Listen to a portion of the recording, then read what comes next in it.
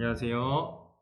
오늘 이렇게 신약 배경사 두 번째 시간으로 인사드리게 된 최주헌 강도사입니다. 지난 신약 배경사 첫 번째 시간에서는 제가 전도사였는데 이제는 강도사 인허를 받고 강도사가 되었습니다. 이렇게 신약 배경사 첫 번째 시간을 우리가 함께 하면서 굉장히 긴 시간 이렇게 또 생소한 이야기들을 많이 나눴잖아요. 비교적 오늘 함께 할 강의에서는 그래도 익숙한 이름들과 그리고 예수님에 관한 이야기들이 주된 이야기이기 때문에 조금은 들으시기에 수월하지 않을까 싶습니다. 그리고 반성하는 마음에서 최대한 명쾌하고 간략한 그런 깔끔한 강의 하도록 하겠습니다. 강의에 앞서서 함께 기도하면서 시작하도록 하겠습니다. 사랑하는 가 많으신 아버지 하나님 감사합니다. 하나님 이렇게 우리가 신약 배경사 시간을 또 한 번 갖게 하심에 감사합니다. 하나님 우리가 이 강의를 통해서 하나님께서 세상을 어떻게 다뤄가시는지 그리고 하나님의 보편 은혜와 일반적인 은혜가 이 시간 오늘을 살아가는 우리에게도 동일하게 하나님의 은총됨을 바라보게 하는 시간 되게 하여 주시옵소서. 감사드립니다. 사랑이 많으신 예수 그리스도의 이름으로 감사드리며 기도합니다. 아멘. 신약 배경사 두 번째 시간 성경을 둘러싸고 있는 하나님의 은혜들이라는 부제목으로 시작을 하도록 하겠습니다. 먼저 지난 시간 조금 복습을 해보도록 하겠습니다. 살펴봤다시피 저희가 신구약 배경사 즉 신약과 구약의 중간사를 함께 나누어 봤습니다. 그리고 이 가운데에서 섭리하시는 하나님에 대한 이야기들을 좀 나눠봤는데요. 신구약 중간기라고 해서 포로기한 시대부터 로마 점령 시기까지 이렇게 크게는 4가지 시기로 구분을 했었다라고 지난번에 말씀을 드렸습니다. 포로기한 시대 같은 경우에는 몇몇 가지 특징들이 있었죠. 먼저 포로기한 시대는 무엇을 하나님께서 알려주고 싶으셨냐? 바로 하나님의 선택하신 선민 이스라엘을 회복시키기 위해 이방 나라를 세우시고 그들을 통해서 이스라엘을 심판하시는 장면이 있었다라고 말씀을 드렸습니다. 이것은 단순히 이 이스라엘 나라를 멸망시키기 위해서가 아니라 다시 한번 하나님 나라의 백성으로서 정체성을 가지게 하려는 하나님의 계획이셨다라는 것입니다. 그리고 이 포로기한 시대가 지나고 나서 헬라 시대가 막을 열게 되죠. 이 헬라 시대를 막은 연 사람은 고레스라고 말씀을 드렸습니다. 이 고레스 왕으로 인해서 이스라엘은요 회복할 수 있는 기회를 얻게 됩니다. 바로 이 헬라 시기, 즉 페르시아가 다스리고 있는 이 시기에 예루살렘으로 많은 사람들이 돌아가게 되었고요. 그러면서 페르시아를 거쳐서 이 헬라 시기로 접어들게 됩니다. 헬라 시기는 희망과 눈물의 시기라고 정리를 할 수 있을 것 같습니다. 왜 그러냐 하면 이 헬라 시기를 겪으면서 여전히 이스라엘 백성들은 나라 잃은 백성들이었어요. 하지만 이 알렉산더 대제가 세운 헬라 제국은요, 알렉산더가 죽고 나서 3가지 왕국으로 이렇게 분할이 되게 됩니다. 첫 번째 이스라엘은요, 프톨레미 왕가라는 가문에 의해 통치를 받게 되는데 바로 이 프톨레미 왕가 같은 경우에는 종교적으로 많은 부분 허락을 했습니다. 그래서 이 시기에 이스라엘 백성들은요 종교적인 자유를 누릴 수 있었고 독립에 대한 희망을 조금이나마 볼 수 있었던 시기였습니다. 그리고 이 시기에 가장 중요한 구약 성경을 헬라어로 번역하는 역사적인 일이 있었다 말씀드렸습니다. 두 번째로는 이 셀류커스 왕가에 의해서 통치를 받게 되는데요. 바로 이 시기에 이스라엘 민족들은 극심한 박해를 당하게 됩니다. 셀류커스 왕가의 같은 경우에는요, 이스라엘을 헬라화 시키려고 했습니다. 즉, 헬라와 똑같은 종교, 언어 이런 것들로 강압적인 잔악무도한 정책을 실시했습니다. 그래서 우상을 섬길 것을 말을 했고요. 유대인들을 가증스럽게 여기는 돼지고기를 먹게 했습니다. 율법을 배우거나 율법을 따르는 행위, 그리고 즉 제사, 할례 같은 것들 이런 종교 행위를 하면 즉각 처형을 하는 민족 말살 정책을 시행을 했었다 말씀드렸습니다. 이를 참고로 이를 못 참고요. 이스라엘의 제사장 가문 중에 한 사람이 반역을 실시했는데 이것을 계기로 바로 유대 독립 시기가 막을 열게 됩니다. 유대 독립 시기는 크게 2가지가 있을 것 같습니다. 첫 번째는 마카비 혁명이고요. 두 번째는 하스모니안 왕조입니다. 이 마카비와 하스모니안 왕조는 사실은 하나의 맥락 안에 있었던 사람들입니다. 마카비 혁명 같은 경우에는 아직까지 나라 잃은 서름을 가진 이스라엘 백성들이 자신들의 자치권과 종교적인 자유를 얻기 위해 반란을 일으켰다라고 생각을 하시면 좋을 것 같고요. 이 반란이 일부분 성공을 거두어서 바로 왕국이 건설이 되는데 하스모니안이라고 하는 선조의 이름을 따서 이 마카비 가문이 하스모니아 왕조의 문을 열게 됩니다. 그런데 안타깝게도요, 우리가 함께 나누어 봤죠. 이 하스모니아 왕조는 처음에 하나님을 위해, 하나님의 나라를 위해 시작한 이 독립운동이었는데, 시간이 점점점 지남에 따라서 또 다른 분열의 막을 열게 되었다라고 말씀을 드렸습니다. 그러면서 우리가 함께 살펴봤던 것이 바로 로마 점령 시기였습니다. 로마 점령 시기는요, 오늘 우리가 다룰 이 두 번째 시간의 가장 큰 배경입니다. 그래서 오늘 이 두 번째 시간을 시작을 하려고 하는데, 바로 강의 구성 먼저 설명을 해드리도록 하겠습니다. 시기는요, 복음사가 형성되는, 즉 예수님께서 탄생하시기 이전 배경들부터 시작을 해서요, 사도시대까지 갑니다. 그래서 BC 63년부터 AD 70년까지가 오늘 강의의 큰 시기라고 생각을 하시면 될 것 같습니다. 먼저 첫 번째로는 정치적인 상황을 좀 살펴보려고 합니다. 정치적인 상황은요, 이스라엘 백성들이 가지고 있는 정치적 그리고 사회 문화적인 부분이라고 말씀을 드릴 수 있을 것 같아요. 로마 제국의 압제를 받고 있고 로마 제국의 통치를 받고 있는 이 상황 속에서 예수님이 태어나셨고요. 그리고 그 복음이 어떻게 확장되어 가는지, 그리고 그 복음들이 확장되어 감에 따라서 정치적인 상황은 어떻게 바뀌었는지를 짧고 간단하게 한번 나눠 보도록 하겠습니다. 그리고 두 번째는 바로 정치, 사회, 경제, 종교적인데요. 정치적인 상황 같은 경우에는 앞서 첫 번째에서 다룰 것이고, 사회, 경제, 종교적 상황들을 살펴보려고 합니다. 강의 목표는요, 첫 번째, 예수님 당시의 성경의 큰 배경을 살펴본다. 그리고 둘째, 배경사가 주는 시대적 교훈입니다. 이것은 자연스럽게 강의를 따라오시면 이런 부분들이 있구나 아실 수 있으실 것 같습니다. 바로 시작하도록 하겠습니다. 이스라엘 역사를 그리고 복음사를 시작을 하면서 가장 큰 배경이 되는 나라가 바로 로마 제국입니다. 로마는요, BC 753년경에 로마누스 그리고 레무스 형제가 건국을 한 나라입니다. 이 나라는요, 꾸준히 성장을 했습니다. 우측편의 지도를 보시면 점점점 그 영토가 확대되어감을 알 수 있습니다. 밑에 바뀌어가는 숫자는 연도입니다. 이렇게 꾸준히 성장과 정복을 반복해 나가면서 BC 70년 무렵에 드디어 지중해 전반을 침략하고 점령하게 됩니다. 특히 BC 63년도에 폼페이우스라고 하는 장군이 있었는데요. 이 사람은 팔레스타인 지역과 예루살렘을 정복을 하게 됩니다. 그런데 이 정복 과정은요, 너무 수월했어요. 지난 앞서 말을 했다시피 힐카누스라고 하는 사람과 아리스토블루스라고 하는 이 형제가 이스라엘의 패권을 장악하기 위해 형제의 난을 벌이고 있었습니다. 그런데 이런 환경 가운데에서 폼페이우스가 예루살렘으로 입성을 할 때 힐카누스와 아리스토블루스가 서로 자신의 편으로 삼고 싶어서 복종을 맹세하게 되는 거죠. 그래서 무혈 입성을 하게 됩니다. 그리고 이때 등장하는 사람이 바로 안티파터, 지난 시간에도 말씀을 드렸습니다. 이게 바로 오늘 우리가 살펴볼 이 두 번째 시간의 큰 배경이 되는 로마입니다. 그렇다면 로마가 있다면 또 다른 반면에 이스라엘을 구성하고 있었던 지도자, 즉 헤롯 가문에 대한 이야기를 좀 살펴봐야 합니다. 헤롯 가문은 너무 중요합니다. 예수님 시대의 배경일 뿐만이 아니라, 그리고 이스라엘 예수님의 제자들이 사역을 하는 사도 시대를 넘어가면서까지 계속적으로 등장하는 인물들이기 때문입니다. 이렇게 복음사가 BC 7년 혹은 4년에서부터 AD 33년에 이르기까지 예수님이 출생하시고 죽으시는 그 과정 동안 헤롯 대왕이라는 사람이 즉위해 있었고, 헤롯의 아들들이었던 3명의 또 분봉 왕들이 있습니다. 사도시대로 넘어가서는요, 그 유명한 아그리빠라고 하는 헤롯 아그리빠라는 왕이 등장을 하게 되는 거죠. 우리는 먼저 이 안티파터라고 하는 인물에 대해서 다시 한번 언급을 하고 넘어가도록 하겠습니다. 안티파터는요, 유대 총독으로 임명을 받는 사람입니다.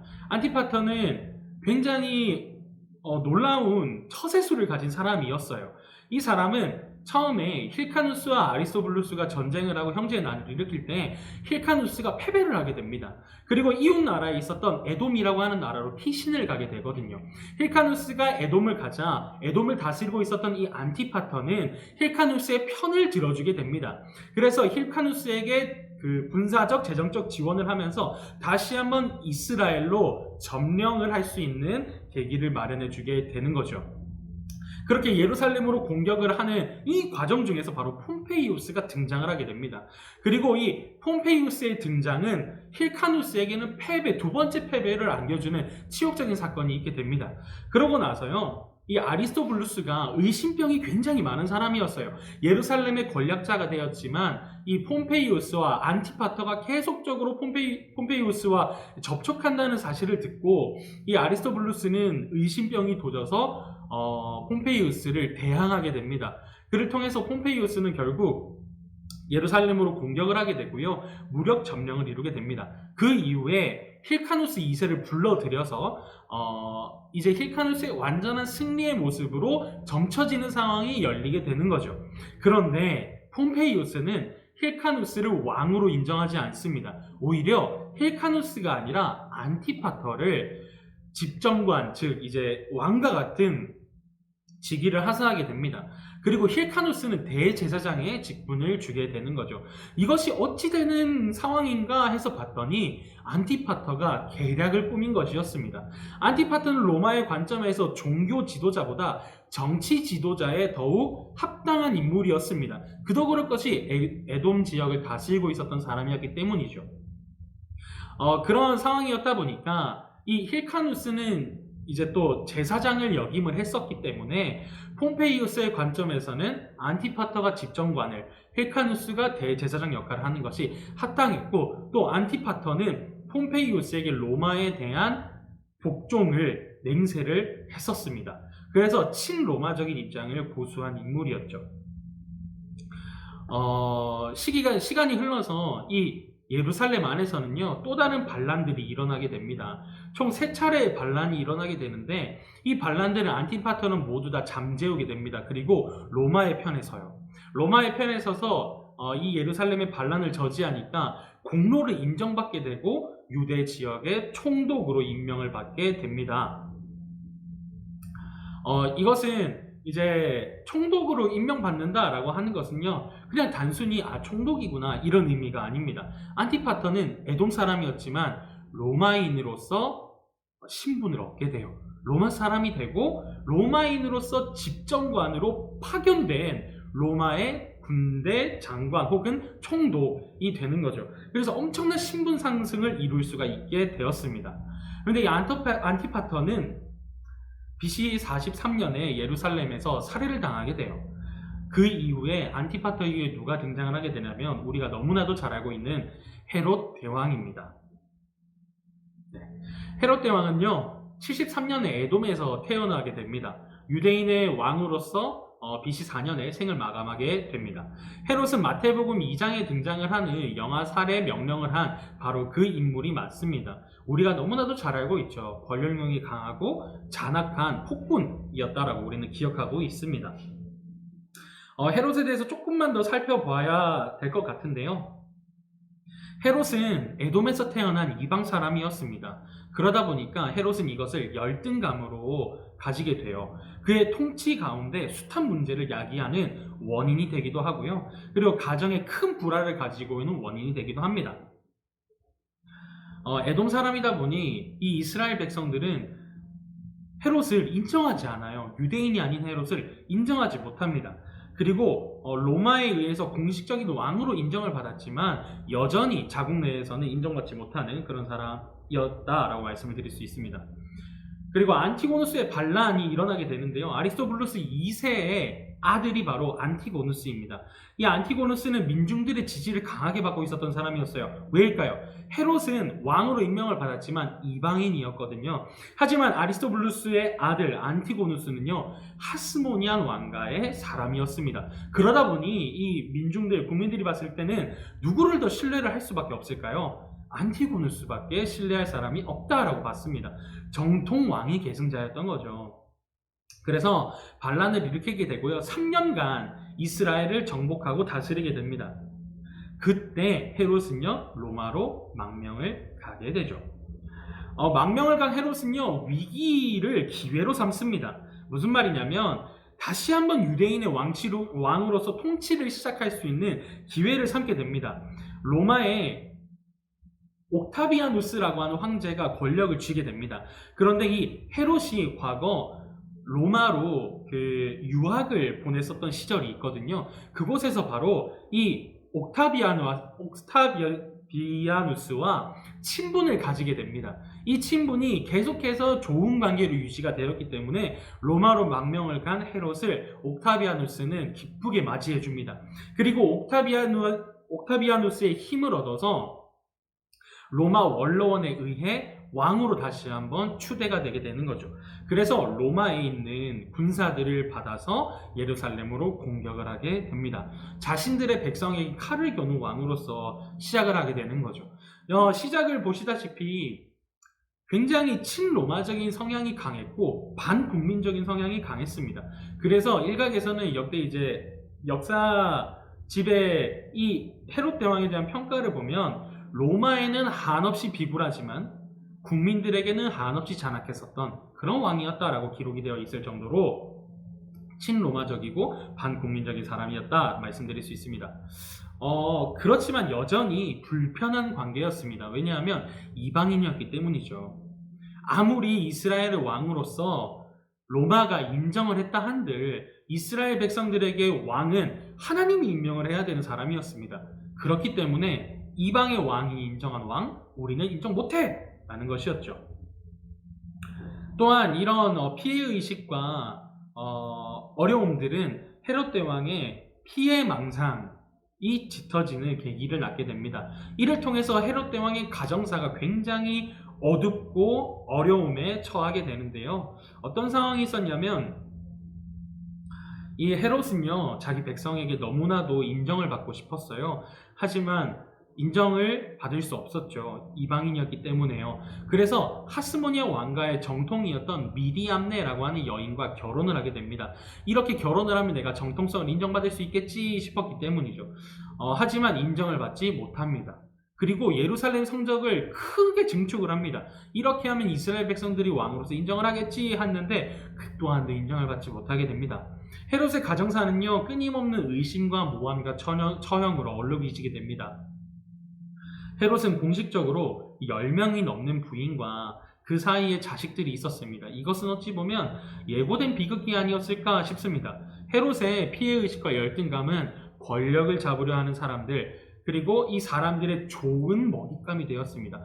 헤롯에게 온갖 모함을 하게 되는 거예요.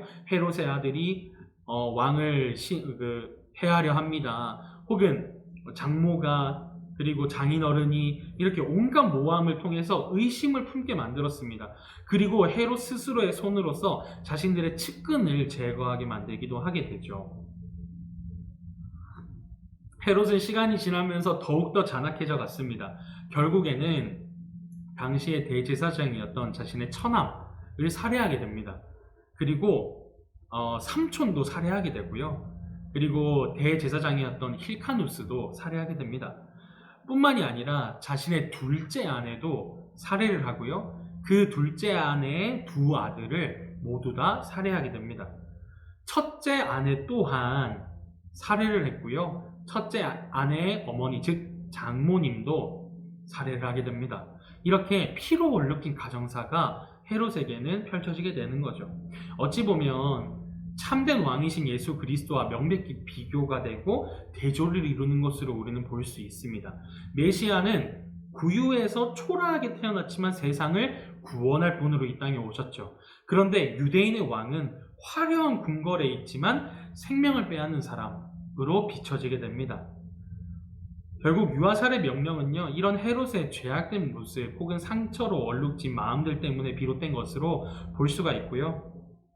권력욕과 야망의 눈이 멀어서 그 누구도 믿을 수 없었던 헤롯은 자신의 왕좌만이 나 스스로를 증명할 유일한 구원으로 삼았던 것으로 볼 수가 있겠습니다.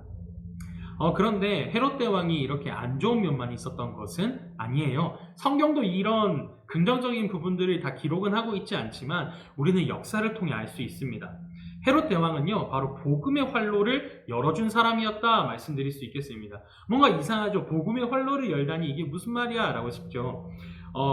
헤롯의 행보는요, 이스라엘과 유대인들에 대한 이미지를 개선하는 효과가 있었습니다.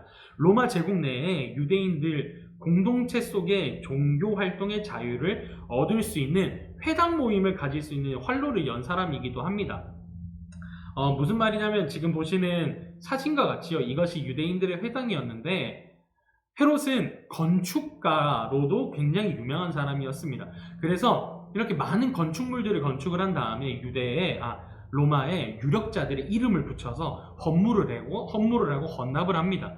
그래서 이렇게 상납을 받은 사람들은 굉장히 이스라엘 사람들 그리고 헤롯에 대해서 온화하고 긍정적인 반응을 표하게 돼요. 이런 것들이 여러 번 반복이 되다 보니까 어느샌가 이스라엘 사람이라고 하면은 로마 안에서도 굉장히 좋은 이미지의 민족이 되었고, 헤롯 왕 또한 황제뿐만이 아니라 유력자들에게 많은 긍정적인 그런 이야기를 듣는 사람이 될 수 있었습니다. 그러다 보니까 로마 제국에 여러 곳에 흩어져서 지내고 있었던 유대 공동체들이 있었거든요. 이 유대 공동체들은요, 예루살렘을 중심으로 신앙생활을 했지만 자신들의 모임 속에 회당이라는 것을 만들어서 이 모임을 지속해 나갔습니다. 그러다 보니까 로마는요, 이것을 공식적으로 인정을 해주게 돼요. 왜? 이 헤롯이라는 사람이 로마에 굉장히 충성스러운 사람이었기 때문에 그 백성들을 함부로 하지 않았기 때문입니다. 그래서 이렇게 건축가로서 예루살렘 성전도 증축을 하고 이런 일들이 있었기 때문에 굉장히 긍정적인 사람이었다라고 말씀을 드릴 수 있습니다. 그리고 정책으로는 로마 군인들의 출입을 통제했어요. 이것은 유대교 우대 정책으로 볼 수 있는데, 이것이 어찌 보면은 기독교인들에게는 굉장히 안 좋은 상황을 만들었지만 반면에 이스라엘 전체를 봤을 때는 굉장히 긍정적인 효과였습니다. 왜냐하면 로마의 복종해 있는 상태고 입장이었거든요. 그런데 로마의 군대의 출입을 통제했다? 이 말인즉슨 정치적으로 자유를 누리고 있었고 종교적으로도 자유를 누리고 있었다라고 하는 모습으로 반증이 될 수 있습니다. 그리고 생활적인 면에서도 수도시설을 개선하는 등 굉장히 좋은 일들을 많이 했어요. 그래서 이제 두 번째 대외 활동의 두 번째 보시면 헤롯의 정치술로 이스라엘은 로마 제국 내 타 지배지와는 달리 종교적, 정치적 자유를 일부 얻을 수 있었다라고 말씀을 드릴 수 있겠습니다. 그리고 영토 확장도 굉장히 많이 했어요. 지금 보시는 사진은 이렇게 크게 예루살렘 성전을 증축했다고요. 지금 보시는 사진은 영토를 확장한 모습입니다. 이것은 솔로몬 당시의 영토를 회복했을 정도로 큰 자신 영토들을 회복했다라고 할 수가 있겠습니다. 그래서 이 헤롯 대왕은 성경으로 비춰졌을 때는 예수님을 살해하려고 했던 사람, 그리고 마치 이스라엘 백성들에게 강압적인 통치를 했었던 사람으로 많이 비춰지지만 실상은 굉장히 이스라엘 백성들에게는 좋은 왕이었어요. 인정받지 못했지만 국가적으로나 무엇으로나 인정받았던 왕이었습니다. 그러다 보니까 헤롯의 지지파들이 생기게 되었습니다. 헤롯당 그리고 사두개파가 대표적인 인물들입니다. 헤롯당 같은 경우에는 헬라화를 지지했어요. 제국주의를 따르는 사람들이었습니다. 그러다 보니까 이 로마에 좋아 보이는, 로마에게 충성하고 보이는 헤롯이 너무나도 좋은 사람이었죠. 그래서 정치에 만족을 누리며 정책을 지지하는 자들이 바로 헤롯당들이었습니다. 사두개파는 사독 가문의 제사장 가문이었습니다. 이상하죠? 제사장 가문이 왜 헤롯 대왕을 지지했을까? 그것은 조금 이따가 종교적인 상황에서 조금 더 이야기를 드리도록 하겠습니다. 그리고 헤롯의 반대파도 있었는데요. 바로 바리새파들이었습니다. 이 바리새파는 경건함을 유지하기 위해서 이렇게 종교적인 열심을 가지고 있었던 사람들이었기 때문에 이런 이스라엘의 왕인 헤롯이 로마에 복종하고 로마의 정책을 따르는 모습이 그다지 좋아 보이진 않았습니다. 이 바리새인 또한 이후에 다시 한번 종교적인 부분에서 다루도록 하겠습니다. 그런데 여러분, 한 가지 이상한 점이 있죠. 헤롯 대왕은 BC, 즉 기원 전 4세기에 죽었습니다. 기원 전 4년 4월 1일에 여리고에서 병으로 죽게 되거든요. 그런데 참 이상한 일이 한 가지가 있죠. 그것이 뭐냐면 이상하다. 분명히 헤롯이 예수님을 죽이려고 했는데 기억을 하시나요? 성경을 통해 한번 짧게 살펴보도록 하겠습니다. 마태복음 기준으로 살펴보겠습니다. 지금 보시면 헤롯이 영아 살해 사건을 명령을 하게 되는 장면인데요. 마태복음 2장 16절에 헤롯이 사내 아이들 2살부터 그 아래로 다 죽여라 라고 명령을 합니다. 그리고 2장 13절을 보면은 이미 이 예수님은 태어나게 되는 것을 준비하면서 애굽으로 피하라고 하나님께서 천사를 통해 말씀을 하셨습니다. 그리고 2장 15절에서는 헤롯이 죽기까지 거기에 있었다라고 하면서 애굽으로 이미 예수님과 예수님의 가족이 피난했던 것을 알 수가 있습니다. 2장 19절에서 헤롯이 죽는데요. 그래서 헤롯은 이 4세기에 죽음을 맞이하고 동시에 그 같은 해에 영아 살해 사건을 명령했다라고 볼 수가 있습니다. 한 가지 이제 그림과 표를 보시면은 지금 가장 우측편에 있는 게 바로 기원전 4세기, 중간에 있는 게 기원전 6년, 그리고 맨 끝이 기원전 7년입니다. 이 사이에 바로 예수님의 탄생과 헤롯의 죽음이 함께 있습니다. 먼저 헤롯이 사망한 시점은 마태복음 2장 19절로 잡고요. 거기서부터 2살 이전, 즉 BC 4년부터 2년 전, 즉 BC 6년이 되겠습니다. 이 사이에 예수님이 태어났다는 거죠. 그런데 또 한 가지 이제 다른 기록을 보면 예수님이 누가복음 2장 42절 성전에 올라갈 때가 12살이었다라는 것을 기록을 하고 있습니다. 그런데 이 기록은요, 아켈라우스라고 하는 사람이 통치를 멈춘 시점을 기준으로 하거든요. 그렇기 때문에 이것은 바로 서기 AD 6년이 되겠습니다. 즉 서기 6년에 이미 예수님께서 12살이었다는 이야기예요. 그래서 예수님의 출생은 짧게는 BC 6년, 길게는 BC 7년까지도 볼 수 있다라고 하는 것입니다. 우리가 아는 건 뭘까요? 예수님의 탄생을 기준으로 AD, BC 이렇게 나뉘어진다고 했죠. Before Christ, Anno Domini 이렇게 해서 예수님 탄생 전과 후를 나누어서 기원 전, 기원 후 이렇게 나누었습니다. 그런데 사실은 이것은 몇 가지 고증이 잘못되었기도 했고 연구가 부족했기 때문에 예수님의 출생 연도를 명확하게 밝히지 못했던 부분들이 있습니다. 그래서 이렇게 예수님의 출생 연대를 다시 한번 우리가 살펴보려고 합니다. 네. 다 설명을 해드렸고요. 다음으로 넘어가면 자, 그래서 예수님의 출생 연대 최단기로 봤을 때 예수님이 가장 어린 나이가 이 정도일 거야 라고 해서 봤을 때는 바로 BC 6년부터 AD 29년까지입니다. 그런데 이렇게만 보더라도요, 예수님은 35살에서 38살이십니다. 우리가 아는 건 뭘까요? 예수님께서는 30살에 공생애를 시작하셨고 3년 동안 공생의 기간을 사신 다음에 십자가에서 죽으시고 부활하시고 승천하셨다. 즉 AD 30년에 공생애를 시작했고 AD 33년에 죽으시고 부활하셨다. 알고 있지만 사실은 그렇지 않다는 것을 앞서 말씀을 드렸습니다. 바로 이 BC 6년에 예수님이 출생을 하셨고요. 그리고 4년에 헤롯의 유아살해 명령이 있게 됩니다. 이미 예수님은 이때 애굽으로 피신해 있었던 상태였죠. 그리고 AD 9년에 예수님이 12살이 되셨을 때 성전을 방문을 하셨고 26년에 공생애를 시작하시고 29년에 십자가에 달려서 죽임을 당하셨다라고 우리는 이해를 하고 있습니다.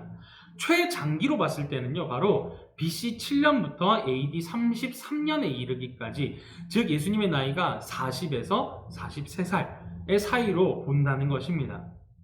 보시는 표와 같이 예수님은 기원전 7년에 출생을 하셨고, 그리고 그로부터 BC 4년에 헤롯의 유아 살해 사건이 있었고, AD 6년에 예수님이 12살로서 성전을 방문하셨고, 30년에 공생애를 시작하시고 33년에 죽으시고 부활하셨다라는 것을 알고 있습니다.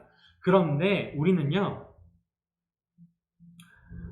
이 두 가지 입장 중에 중간 입장이 한 가지가 있습니다. 그것이 뭐냐면 바로 저희 예장 합동에서 주장하고 있고 따르고 있는 신학입니다. 예수님께서는 BC 6년에 태어나셔서 AD 33년에 돌아가셨다라고 우리는 알아야 합니다. 그 말인즉슨 예수님께서는 39에서부터 42살 그 사이에 돌아가셨다라고 이제 아시면 되겠습니다. 왜 그러냐면요, 우리가 이런 오해를 가질 수밖에 없었던 몇 가지 이유들이 있었기 때문입니다.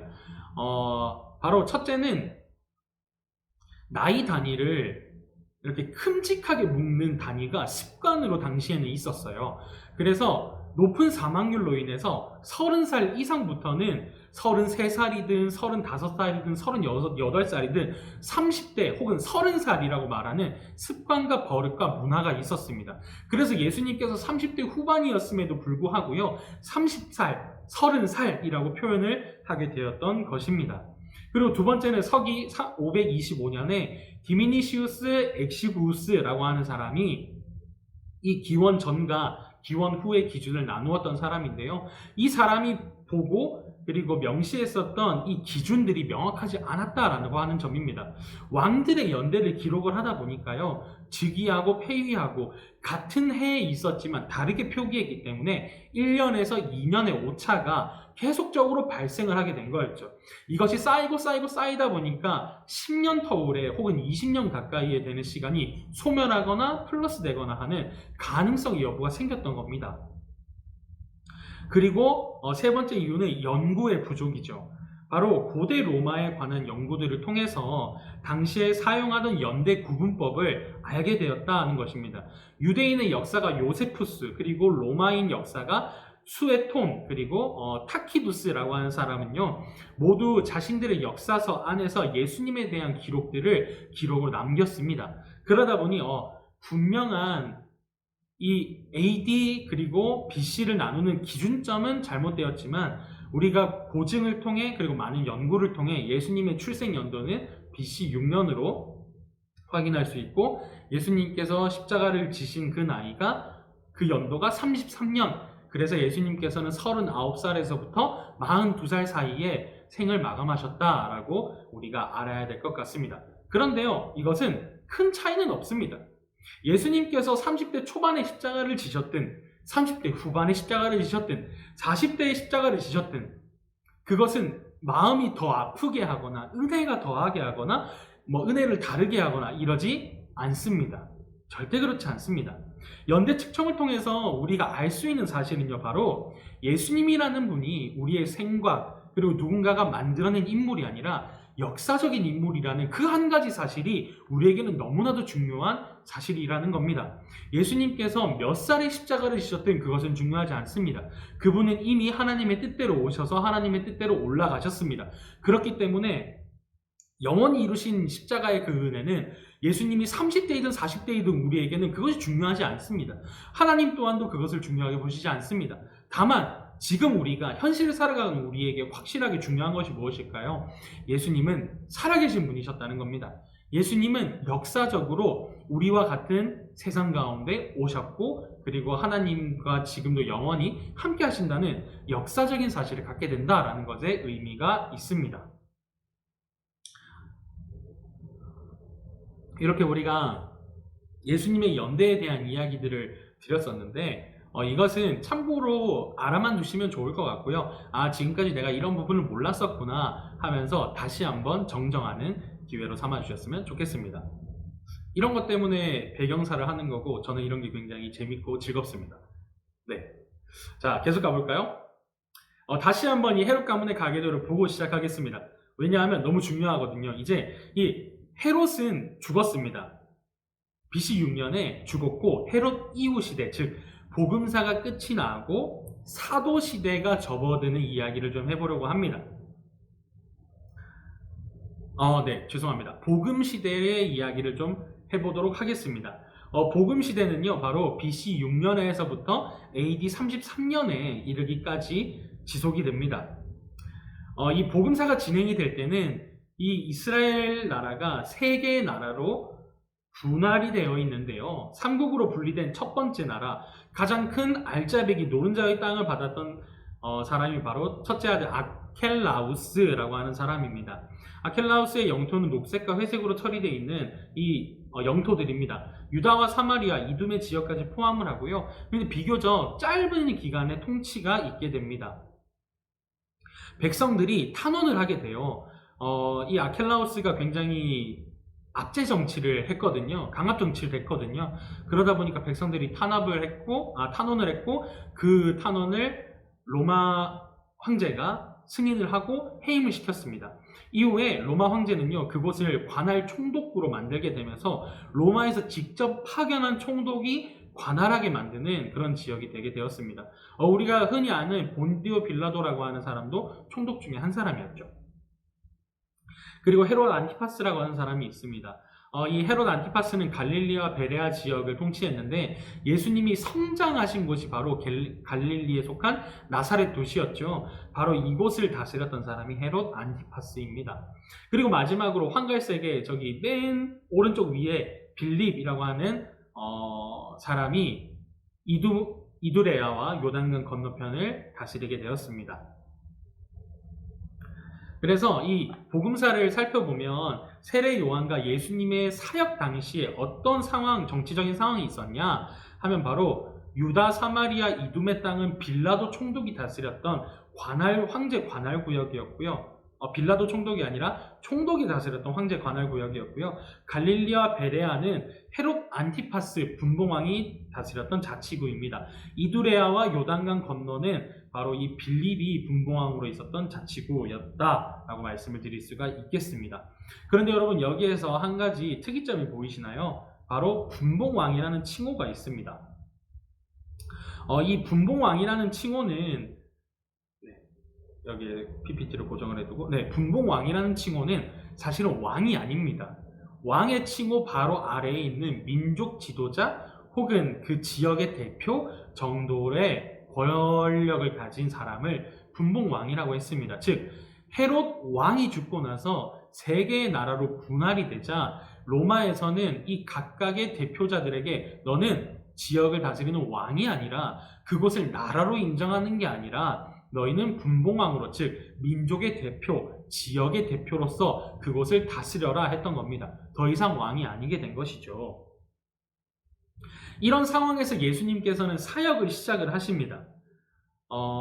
각 지역마다 자신들의 자치권을 가지고 있었기 때문에 서로의 지역이 다른 지역을 침해하거나 이렇게 강압하거나 하지 못했습니다. 이런 정치적인 상황을요, 예수님께서는 자신의 사역 기간 중에 삽신 활용을 하게 되는 장면을 우리는 볼 수 있습니다. 예를 한 가지 들어볼까요?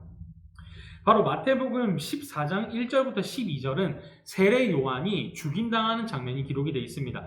요한이 죽은 이유는 무엇일까요? 바로 헤롯 안티파스와 빌립의 관계가 문제가 있었기 때문입니다. 헤롯 안티파스가 세례자 요한을 죽인 이유에 대해서 마르코 복음서라고 하는 위경이 있습니다. 그곳에서 세례자 요한이 헤롯 안티파스와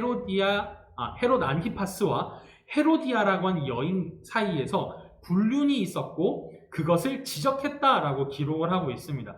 헤로디아가 누구였냐면요, 바로 안티파스 동생인 빌립의 아내였습니다. 즉 다른 분봉왕의 아내였던 사람을 지금 안티파스는 스캔들을 낸 것이죠.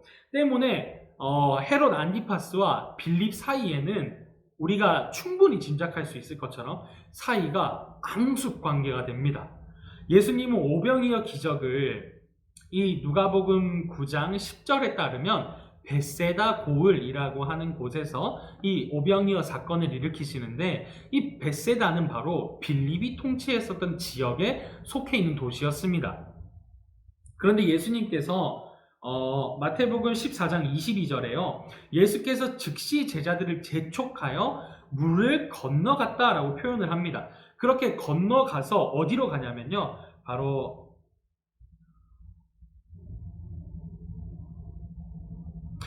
게네사렛이라고 하는 동네로 넘어가게 됩니다. 이 게네사렛이라는 곳으로 넘어가게 되는데, 게네사렛은 바로 헤롯 안티파스가 다스리고 있었던 곳이었어요. 즉 예수님께서 이렇게 오병이어 기적을 일으키신 다음에 수많은 군중들이 놀라워했습니다. 그리고 이 예수님을 붙잡아서 자신들의 왕으로 삼으려고 했어요. 왜? 여전히 이스라엘 나라는 로마의 압제 속에 있었으니까요. 그리고 세 개의 분봉왕이 다스리는 자치구로 넘어갔지만 여전히 헤롯, 즉 이방인의 자손들이 자신들을 통치를 하고 있었거든요. 그렇기 때문에 이 꼴을 두고 볼 수가 없었던 겁니다. 그래서 이렇게 기적을 베풀 수 있는 사람이라면, 우리에게 먹을 것을 이렇게 기적을 베푸실 수 있는 사람이라면, 우리를 구원해야 될 사람, 우리의 왕으로서 인정받을 수 있는 사람, 왕의 자손이라고 하니까 이 사람을 붙잡아다가 계속적으로 자신을 왕으로 삼으려고 했었던 거죠. 자신을 왕으로 삼으려고 했었던 이런 시도들 때문에 예수님께서는 배를 타고 급하게 건너가게 되세요. 이렇게 급하게 건너가게 되는 이유도 뭐냐면 바로 빌립의 영지의 사람들, 이 사람들이 자신을 왕으로서 추대하려고 했거든요. 즉 그곳에는 유력자들이 있었고 정치적으로 권위가 있었던 사람들도 있었을 겁니다. 그런데 빌립의 영지에서 헤롯 안티파스의 영지로 넘어가니까 어떻게 될까요? 절대 왕으로 추대를 못하는 거죠. 그래서 예수님께서는 이런 정치적인 상황 속에서 마음껏 사역을 하시고 이런 것들을 삽신, 활용하기도 하십니다.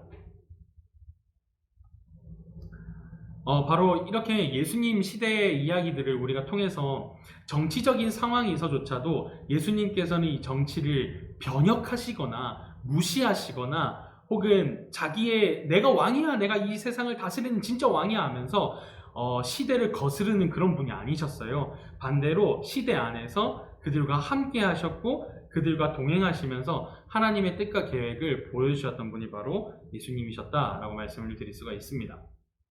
이 정치적인 상황을 계속해서 한번 살펴보도록 하겠습니다. 바로 사도시대입니다. 33년부터 70년까지가 사도시대였는데요. 이 사도시대의 중요한 것은 바로 로마와의 관계입니다. 보시면 좌측편에 이 로마의 황제들이 있습니다. 33년부터 70년에 이르기까지 통치했었던 로마의 왕들을 우리가 조금만 살펴보려고 하는데요. 바로 이스라엘의 역사와 함께 보도록 하겠습니다. 중요한 사건들만 이렇게 언급을 해드리도록 하겠습니다. AD 35년에는요, 티베리우스 황제라고 하는 사람이 로마의 황제가 됩니다. 이 사람은 직접적으로 이스라엘과는 접점이 있지는 않았습니다. 당시 유대 지역을 관할했었던 빌라도가 정치적인 이유로 사형을 당하게 되는데요. 이 빌라도는 바로 예수님을 십자가형에 처했던 바로 그 빌라도입니다. 빌라도의 후원자가 누구였냐면 바로 근위대장이었던 세자누스였습니다.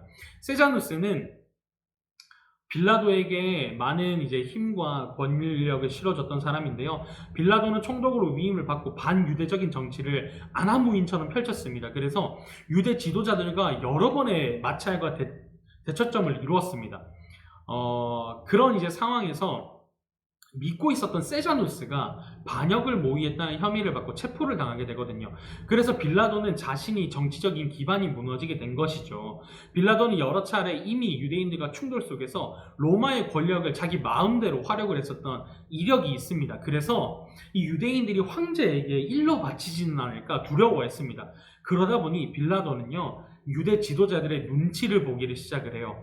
그래서 로마의 법대로가 아니라 유대 지도자들과의 협력 관계를 우선시하는 결정을 내렸습니다. 그 결과가 무엇이었냐면 바로 예수님의 재판 사례입니다. 유대 지도자들이 십자가형에 처해라 하니까 오케이, 십자가형에 처하도록 하겠다 하면서 손을 씻고 자기는 나는 문제가 없다, 나는 죄가 없다, 나는 해당사항이 없다 라고 이런 모습까지도 보였던 것이죠. 하지만 이 사람은 35년에 처형을 당하게 되고 그 다음 유대 땅은 비텔리우스라고 하는 사람이 총독으로 임명을 받게 됩니다. 여전히 분봉왕은요, 안티파스와 빌립이 되겠습니다. 그런데 이 기간 중에는 어떤 사건이 있었냐면요, 바로 36년에 유대인들 사이에서 기독교인들에 대한 핍박이 시작되는 해였습니다. 이 36년에 바로 스데반이 순교하게 되는 대표적인 장면이 기록이 되어 있죠. 이렇게 유대인들 그리고 유대 지도자들의 권력이 너무 많이 높아져 있는 시기가 바로 35년, 36년이었습니다. 그 다음 37년에는 3대 황제인 칼리굴라라고 하는 사람이 즉위를 하게 됩니다. 칼리굴라 때는 총독이 동일하게 비텔리우스였고요. 여기서 분봉왕이 바뀝니다. 누구냐면 바로 헤롯 아그리빠라고 하는 사람이 빌립의 영지를 다스리는 사람으로 등장을 하게 됩니다. 헤롯 아그리빠는요, 과거 로마에서 이렇게 유학 생활을 할 때 칼리굴라와 굉장히 막연한 사이였습니다. 그래서 이 막연한 사이를 계속 유지를 하다가 칼리굴라가 황제가 되자 이 헤롯 대왕의 손자인 헤롯 아그리파 1세에게 분봉 왕이 다스렸던 바로 이 빌립의 영지를 주면서 왕의 직위를 하사하게 됩니다. 왕이 된 것이죠. 동일하게 이제 분봉 왕으로 있었던 이 안티파스가 불만을 가지게 됩니다. 그래서 칼리굴라에게 왜 나에게는 왕의 직위를 주지 않느냐, 나에게도 왕의 직위를 줘라 라고 했는데요. 칼리굴라는 이것을 반역으로 봤습니다. 그래서 칼리굴라는 이 안티파터를 직위 해제시키고 유배를 시켜버리게 됩니다. 그래서 이 안티파터가 다스리는 곳도 지도자, 정치자가 없게 되거든요. 그러자 헤롯 아그리빠에게 안티파터의 영지까지 통치할 수 있는 권력을 주게 되는 거죠. 칼리굴라의 이런 모습은요, 헤롯 아그리빠 1세를 통해서 유대가 점점점 하나가 되게 하는 열쇠가 되게 됩니다. 칼리굴라는 헬라 정책을 폈었던 사람이었는데요. 유대인들의 종교적인 행위는 축소되었지만 종교적 자유를 강조했었던 그의 정책은 기독교가 비교적으로 안정적이게 성장할 수 있는 계기를 또한 마련하게 해주기도 합니다. 왜냐하면 헬라 정책이란 그 나라의 종교나 문화 같은 것들을 다 존중하고 인정을 했기 때문이죠. 그런데 유대인들은 이것을 달갑게 여기지 않았습니다. 그러다 보니 유대인들에게는 종교적인 축소가 이루어지게 되고 그 가운데에서 기독교인들은 비교적 자유롭게 신앙생활을 유지할 수 있었다는 것이 핵심입니다. 그리고 41년에는 4대 황제인 클라디우스라고 하는 사람이 즉위를 하게 되는데요. 바로 이때 헤롯 아그리빠 1세가 권력의 최정점에 이르게 됩니다. 이 헤롯 아그리빠 1세는 우리가 아는 사도행전에 나오는 그 헤롯 아그리빠 그 아그리빠 왕이 아닙니다. 우리가 너무나도 잘 알고 있는 아그리빠 왕은요, 아그리빠 2세입니다. 네, 41년 클라우디우스가 다음 황제가 되지만 아그리빠 1세의 지위는 흔들리지 않았습니다. 오히려 로마 지칼이었던 유대와 사마리아까지 모든 영토를 받으면서 헤롯 대왕 때처럼 단일 체제가 회복이 되게 됩니다. 아그리빠 왕은 기세를 몰아서 헤롯 대왕 때와 같은 이스라엘을 회복하기를 원했고, 종교적으로는 유대적 정책과 그리고 정치적으로는 헬라적 입장을 펴면서 외세의 압박 없이 이스라엘을 유대적 국가로 재건해 갔습니다. 이는 곧 바로 유대인들에게는 어려움의 시간이 왔음을 유대인들에게는 자유로운 시간이 왔음을 의미하게 되는 거고, 기독교인들에게는 핍박의 시기가 도래했다라는 것을 우리는 알 수 있습니다.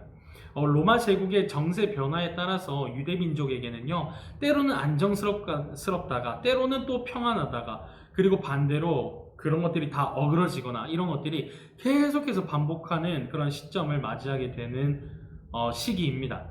44년에는 동일하게 클라디우스가 계속 이 정권을 유지하게 되는데, 무슨 변화가 있었냐면 바로 헤롯 아그리빠 1세가 죽게 되거든요. 사도행전 12장 21절에서 23절을 보면 헤롯 아그리빠 1세의 죽음이 기록이 되어 있습니다. 아그리빠 1세가 죽은 후에 다음 왕이 선출되지 못했어요. 그러다 보니까 로마의 총독 관리하에 들어가게 됩니다. 그 이후에 시간이 지나서 또 이제 50년도에 이 총독 체제가 유지가 되다가 또 다른 분봉왕이 세워지게 되는데, 그 사람이 바로 사도행전 25장에서 26장까지 나오는 바로 아그리빠 2세입니다. 클라디우스는 계속해서 총독을 통해서 관리를 해오다가 유대인들과 그리고 유대 지도자들의 이런 부탁과 요청에 의해서 아그리빠 2세를 왕으로서 즉위시키게 됩니다. 54년에는 우리가 너무 잘 알고 있는 네로 황제라고 하는 사람이 즉위를 하게 되는데요. 이 네로 황제 시기에 바로 사도 바울이 순교를 하게 됩니다. 유대인 핍박에 또 한몫을 했었던 사람이 네로였고요. 이 네로가 86년에 자살을 하게 됩니다. 그러다 보니까 이 권력 투쟁이 일어나게 되는데, 좌측편에 보시는 6대에서부터 8대까지 굉장히 짧은 시간 동안 계속해서 이 정치자들이 바뀌게 되는 모습을 볼 수가 있습니다. 이 시기가 이스라엘 백성들에게는 점점점 멸망이 눈에 보이는 상황으로 치닫게 되거든요. 왜냐하면 65년에 이런 사건이 있었습니다. 당시 총독이었던 플루루스라고 하는 사람이 예루살렘 성전에 있는 보물들을 갈취하는 사건이 있었습니다. 이 사건에 열심 당원들이 폭동을 일으키게 되는 거죠. 감히 우리 성전에서 보물을 훔쳐가다니 하면서 종교적인 열심이 있었던 사람들이 폭동을 일으키게 됩니다. 이 폭동은 4년 동안이나 지속이 되게 되는데요. 비텔리우스는 군대를 동원해서 예루살렘을 공격하기 시작을 합니다. 그 이후에 어떤 일이 벌어지냐면 70년에 성전 파괴 사건이 일어나게 됩니다. 비텔리우스가 군대를 동원해서 예루살렘을 공격하고서 어떻게까지 공격을 했냐면 바로 성곽을 무너뜨리고 성전을 파괴시킵니다. 그냥 성전을 파괴시킨 게 아니라요. 성전의 주춧돌인 바위들을 모두 다 부숴서 제국 내로 전부 흩어버리게 됩니다. 그리고 유대인들을 로마 안에서 여러 지역에 강제 이주시키기까지 하고요. 그러다 보니 유대교 안에서는 자연스럽게 제사제가 폐지가 되고 제사장 계급이 폐지가 되고 랍비의 권력이 더 세지게 되고 하면서 유대교 안에서 유대인 안에서의 많은 변화들이 일어나게 되는 시기를 겪게 됩니다. 예루살렘 70년 사건은요, 우리 이 성경 신약 배경사의 끝이기도 합니다. 그런데 이 70년 예루살렘 성전 파괴가 왜 중요하냐면요, 의미를 가지고 있기 때문입니다. 바로 첫 번째는 국가적인 의미가 있고 두 번째는 종교적인 의미가 있습니다. 국가적인 의미는요, 로마의 강압 정책, 독립의지의 전멸, 그리고 지도자 계층의 변화, 랍비 영향력의 상승이 일어나게 됩니다. 국가적으로 정책이 바뀌게 되는 거죠. 지금까지 유지되어 있었던 권력층들은 모두 다 없어지게 되었고요. 새로운 권력자들과 지도자들이 부상하게 되는 계기가 됩니다. 그리고 종교적인 의미도 있습니다. 유대교의 대변혁이 일어나게 되고요. 제사장 계급이 소멸하게 되는 것 자체가 유대교의 대변혁이라고 할 수 있습니다. 그리고 성전 중심의 예배가 회당 중심의 예배로 바뀌게 되는 계기가 되었습니다. 왜냐하면 절기마다 유대인들은 성전으로 올라가야 했었는데 이제 성전이 없으니까 각자가 있는 나라, 각자가 있는 도시에 회당에 모이는 것으로서 예배의 모습이 변화가 됩니다. 가장 중요한 것은 유대교와 기독교의 분리입니다. 성전 파괴는요, 기독교의 확산에 큰 혁혁한 효과가 있었습니다. 강제 이주의 경우에는요, 로마 제국에 흩어진 유대인들은 복음이 로마 전역으로 확산될 수 있는 요소로서 자리매김하게 됩니다. 우리가 사도행전을 보시면 아시겠지만 예수님의 제자들과 바울이 여러 곳에 흩어져 있는 각 지역의 유대인들에게 복음을 전하게 되는 거거든요. 우리가 기다리던 메시아가 예수 그리스도시다 하는 이 복음의 확산의 기로가 되게 됩니다. 그리고 회당 모임에서는요, 성전 중심의 유대 사회가 회당 중심으로 변하면서 예루살렘 안에서 국한되어 있었던 이 지역적으로 자유를 얻게 됩니다. 여러 지역에서 모임을 갖게 되다 보니 바로 이 회당이 사도 바울이 사역을 했었던 중심 지역이 되게 되는 거죠. 그리고 독자적인 예배의 형식을 갖게 됩니다. 초기 기독교는 굉장히 유대적이었습니다. 율법 준수하는 것도 똑같았고요. 제사 지내는 것도 똑같았습니다. 모여서 율법을 낭독하는 것, 그리고 예배의 형식들, 예배를 표현하는 것들 모두 다 유대적이었습니다. 다만 다른 것 하나, 기다리던 메시아가 예수 그리스도다. 이것 하나 말고는 유대교와 똑같았습니다. 그런데 성전이 없어지고 여러 곳으로서 유대인들이 흩어지게 되다 보니까 예수님의 가르침을 따라서 독자적인 예배를 형성해 가기 시작을 했습니다. 그것이 바로 말씀 예배와 성찬 예배가 되는 거죠. 지금 우리 오늘날의 한국 교회와 그리고 세계 교회들이 많은 부분 하고 있는 것이 바로 말씀 예배입니다. 그리고 절기마다 중요한 성찬을 하게 되는데 이것이 바로 성찬 예배의 모체가 되는 것이죠. 이것이 정치적인 상황이었습니다. 우리가 헤롯 왕가의 부상에서부터 예루살렘 성전 파괴까지 많은 사건들이 기록이 되어 있었다는 것을 함께 살펴보았고요. 정치적으로 큰 무대였던 로마, 그리고 그 안에 헤롯 왕가, 그리고 그 안에 유대 종교, 유대교와 기독교의 구분, 이런 것들이 정치적인 상황 안에서 모두 다 이루어졌습니다. 그런데 이 정치적인 상황에서 중요한 부분이 무엇이었냐면 바로 예수님의 태도입니다.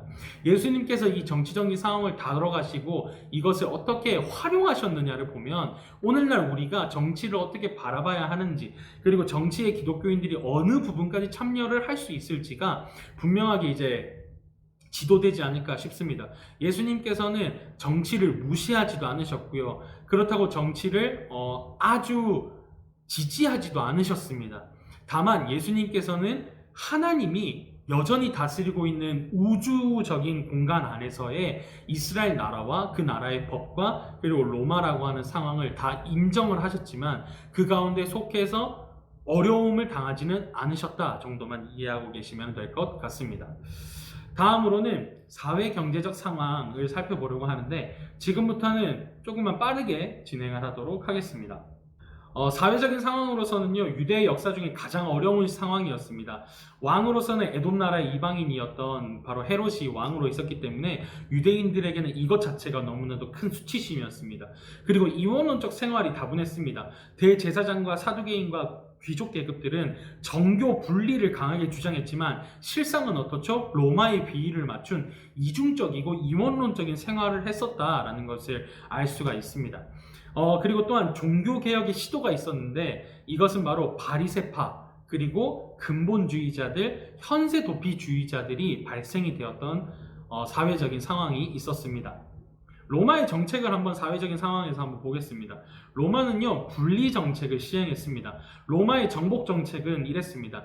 다양한 국가, 수많은 나라들을 관리해야 되는 대제국이었기 때문에 다양한 정복 정책을 시행할 수밖에 없었습니다. 그러나 로마는 모든 민족이 로마의 요구에 순응하는 한 비교적 자유롭고 자치권을 어느 정도 행사할 수 있도록 했습니다. 그 중에 세 가지, 바로 일정한 세금을 상납하는 것, 징병에 순응하는 것, 황제 숭배 의식을 행하는 것. 그런데 우리가 앞서 말씀드렸죠. 헤롯 대왕의 정치술은요, 이스라엘 백성들에게는 많은 부분 혜택을 받게 했습니다. 어떤 혜택이었냐면 유대인들에게는 세금 상납에 요구만을 했습니다. 즉 징병에 순응하는 것, 황제 숭배를 강요하는 것에서는 벗어날 수 있었던 게 바로 헤롯의 정치력이었고, 그리고 그 이스라엘의 사회적인 상황, 그리고 로마와의 관계였습니다. 다음으로는 경제적인 상황을 짧게 살펴보겠습니다. 경제상을 지배하는 요소로서는 지리적인 요소, 정치적인 요소, 예루살렘의 역사적, 종교적 요소가 있습니다. 지리적인 요소라 하면요, 유대 대부분이 광야에 있었습니다. 광야였습니다. 그러다 보니까 축소된 목축을 했습니다. 건조한 기후는요, 올리브 나무를 통해서 기름을 생산할 수 있도록 해주었고요. 요단강 주변에 있는 포도와 무화과, 과실들이 이제 맺을 수 있는 환경이 되었고, 갈릴리 호수에는 어업을 주로 할 수 있었습니다. 보면은 이렇다 하게 큰 규모의 무엇인가를 할 수 있는 곳은 아니었다라는 것입니다. 정치적인 요소로서는요, 도시가 주로 수공업이 많이 발달을 하고 있었고, 이 수공업이 좋은 직업으로 평가를 받았던 시대였습니다.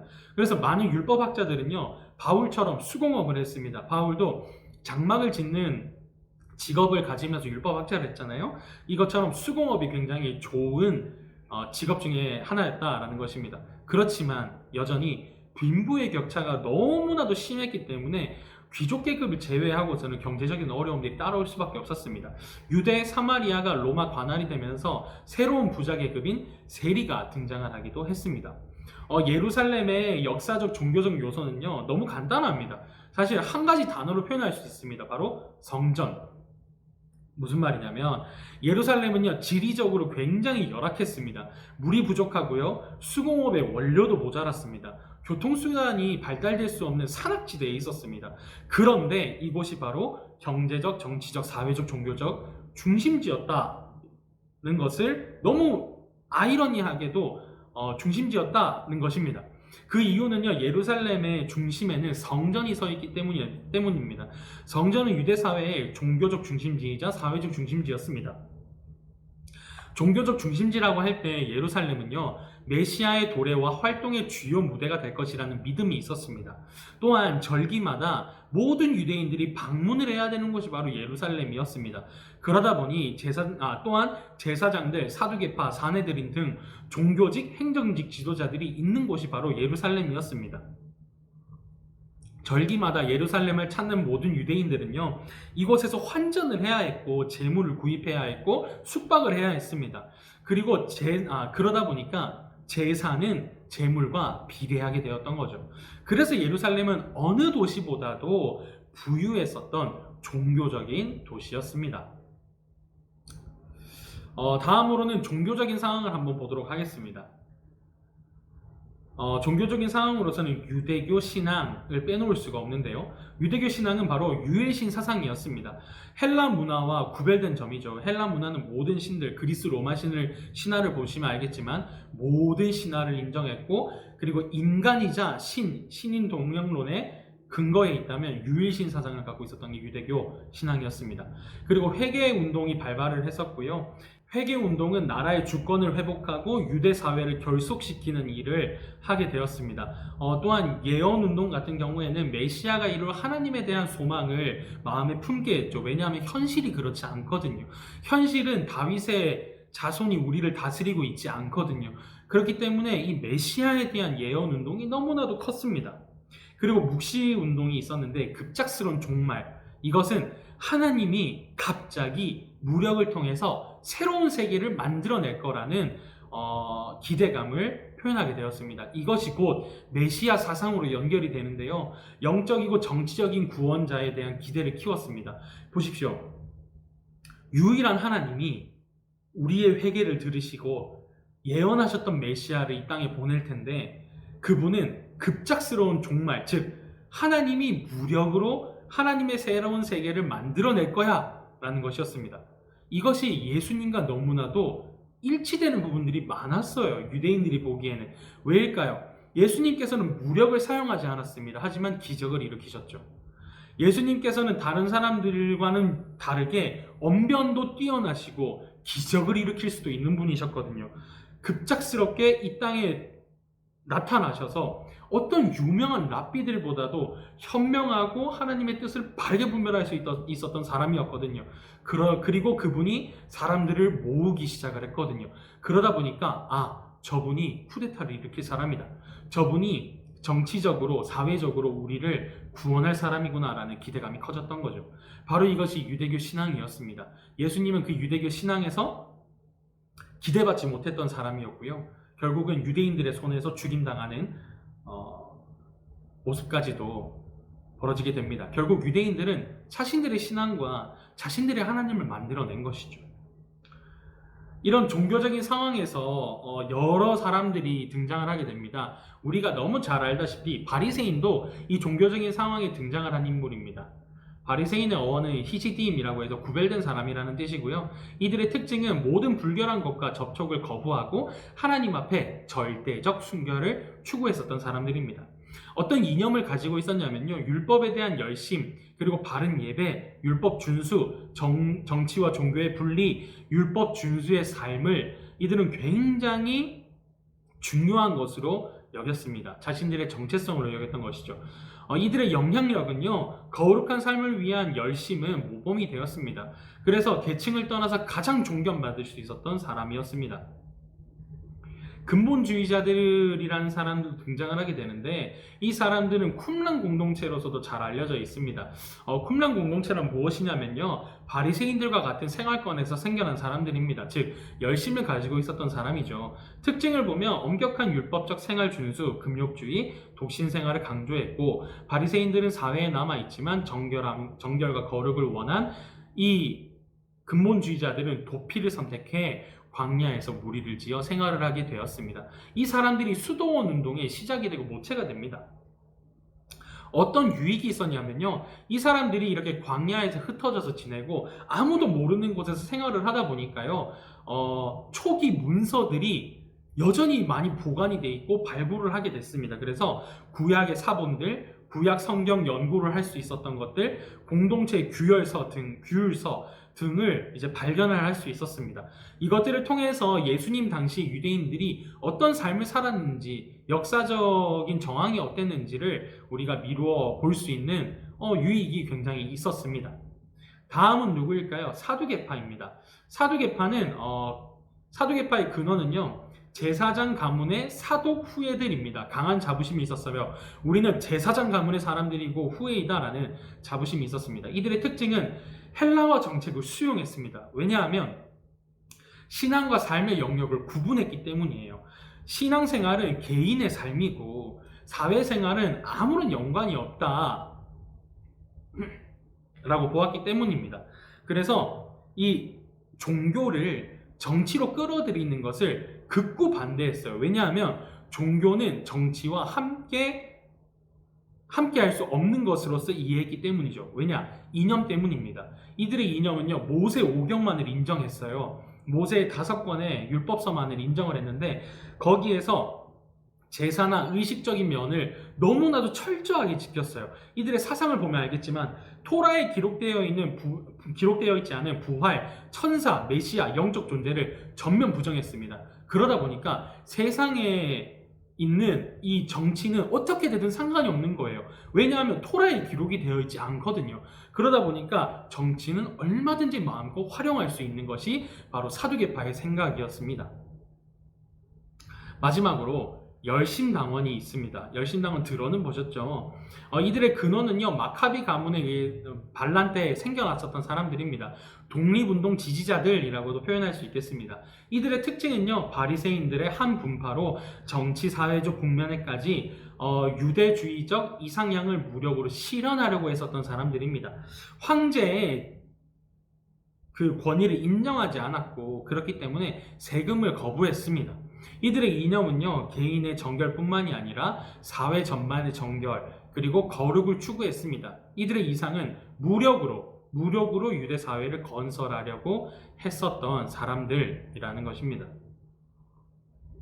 이렇게 종교적인 상황까지 함께 살펴보았습니다. 굉장히 짧은 시간 안에 많은 것들을 담으려고 하다 보니까 이해가 조금 안 되시는 부분들이 있더라도 한두 번씩 이렇게 보시면서 강의안을 함께 참고해 보시면서 보시면 그런 대로 이제 따라오실 수 있으시리라 생각을 합니다. 신학 배경사를 정치적, 사회적, 경제적, 종교적으로 신학 배경사를 함께 살펴봤습니다. 앞서 강의의 목표를 기억하십니까? 바로 첫 번째는 예수님 당시의 성경의 큰 배경을 살펴보는 것이었습니다. 예수님의 이야기는 이스라엘의 정치 종교와 뗄 수 없는 이야기였습니다. 예수님의 사역은 타락한 세상의 정치, 종교, 사회, 문화, 경제를 뒤바꾸시는 그런 사역이 아니었습니다. 예수님의 사역은 이 세상 안에 이루어진 것이었습니다. 왜 그럴까요? 어떻게 이럴 수 있었을까요? 이것은 바로 배경사를 준비하면서 어떻게 이럴 수 있었냐면 바로 이것은 이 배경사를 준비하면서 강의자인 제 목표가 담겨져 있는 설명이 뒷받침되어야 되겠습니다. 바로 하나님은 믿는 사람들만을 위해 세상을 지키고 보호하시는 분이 아니라는 겁니다. 다르게 말하면 하나님은 온 세상의 창조주이십니다. 하나님이 지으신 모든 만물을 지금 이 순간에도 보호하고 계십니다. 이것이 하나님의 공평과 정의입니다.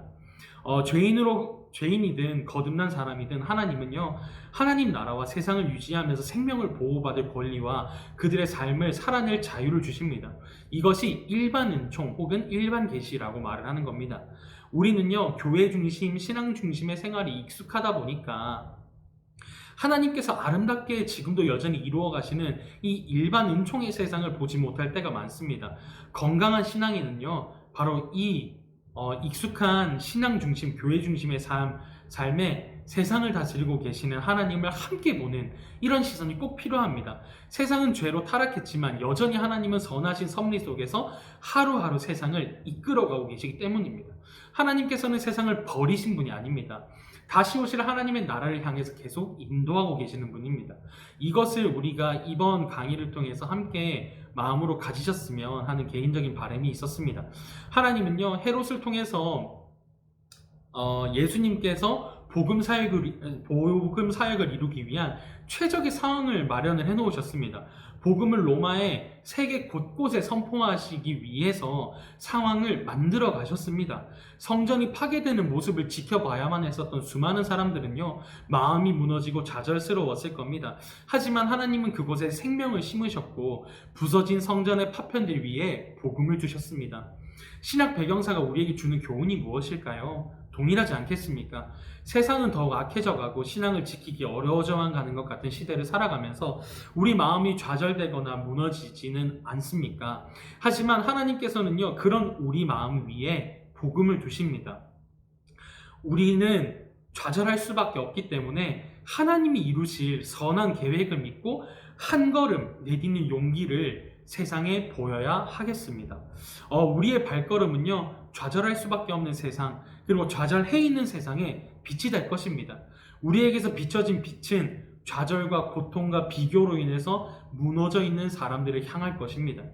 그 사람들은 우리의 빛을 따라서 그리스도를 보게 될 것입니다. 이것이 바로 이 신약 배경사가 주는 교훈입니다.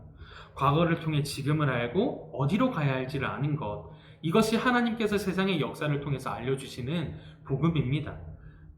이렇게 두 번의 시간을 통해서 신약 배경사의 두 번의 시간을 통해서 우리가 하나님은 지금도 여전히 역사하시고 우리와 함께 하시고 우리를 다스리시는 분임을 살펴보았습니다.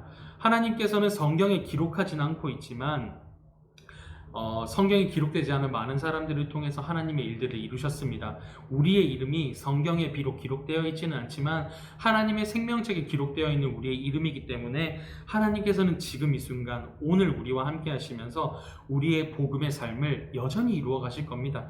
그렇기 때문에요, 우리가 담대할 수 있고 하나님께서 이 세상을 버리셨다, 나도 이 세상 대충 살아야지가 아니라 충성스럽게 하나님의 빛이 되어서 세상을 담대히 살아내셨으면 좋겠습니다.